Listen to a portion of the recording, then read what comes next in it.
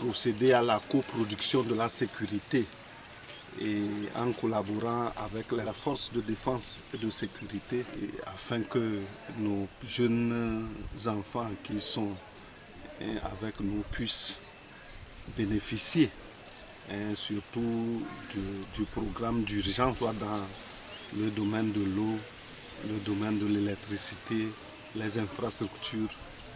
Toute la savane est en chantier avec pour but de maintenir nos jeunes sur place, qu'ils puissent trouver en ces projets-là leur avenir, qu'ils puissent exercer sur place pour éviter qu'ils soient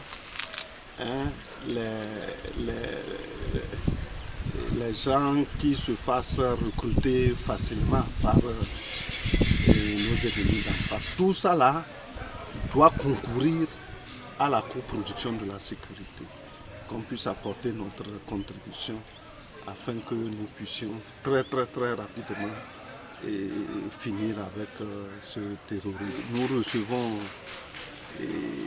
des populations qui fuient cette terreur-là ailleurs. Il nous faut être très vigilants puisque parmi ceux qui entrent comme réfugiés, nous devons être regardants.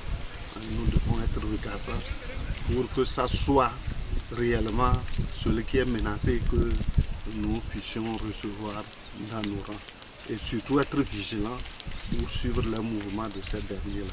Nous disons aux jeunes qui sont les plus grands bénéficiaires de ce programme d'urgence. Ce programme retient plus les jeunes sur place parce qu'on a des débouchés et au niveau des infrastructures, on a des débouchés.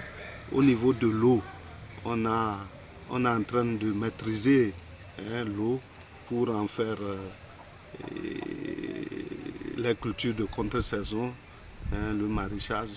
Aujourd'hui, nous avons les forages un peu partout qui occupent ces populations. Nous leur avons demandé de profiter de cette occasion pour se faire